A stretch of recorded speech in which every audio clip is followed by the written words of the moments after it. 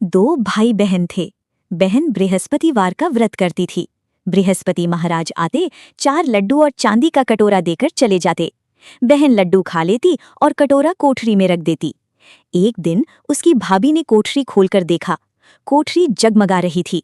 उसने पड़ोसन से कहा, मेरी ननद चांदी का कटोरा कहाँ से लाई? कोठरी जगमगा रही है। पड़ोसन बोली, अपने आदमी से पूछो। भाभी बोली, मेरा आदमी तो मेरी बात ही नहीं सुनता। पड़ोसन बोली, दाल का चम्मच भात में और भात का चम्मच दाल में डाल देना। दूसरे दिन भाभी ने दाल का चम्मच भात में और भात का चम्मच दाल में डाल दिया। लड़की का भाई बोला, तू पागल हो गई है? भाभी बोली, पागल मैं नहीं हो रही, तुम्हारी बहन हो रही है। पता नहीं कहाँ से चांदी के कटोरे ला लाकर कोठरी भर रखी है। पूरी कोठरी जगमगा रही है, इसे घर से निकाल दो। भाई जाकर अपनी बहन से बोला, जीजी मामा के घर चलो।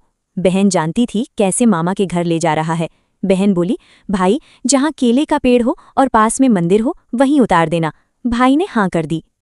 आगे जंगल में एक मंदिर और केले के पेड़ के पास उसे उतार दिया।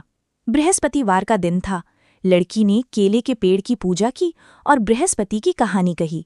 तभी बृहस्पति महाराज आए और चांदी के कटोरे में 4 लड्डू देकर जाने लगे। भाई छिपकर देख रहा था। वो दौड़कर बृहस्पति महाराज के पैर पकड़ने लगा। बृहस्पति बोले, छोड़ पापी मेरे पैर, ये तो सच्चे मन से व्रत करती है, इसीलिए मैं इसे चांदी का कटोरा देकर जाता हूँ। तू इस पर कलंक लगा रहा है। भाई बहन को लेकर वापस घर आ गया। भाभी दरवाजे पर खड़ी देख रही थी। बोली, इसको फिर लेकर आ गया। भाई बोला, इसे कुछ मत कहना, ये बृहस्पति का व्रत करती है, इसलिए इसे चांदी का कटोरा मिलता है। भाभी ने सोचा, मैं भी देखूं ये कैसे बृहस्पति का व्रत करती है और कैसे चांदी का कटोरा मिलता है।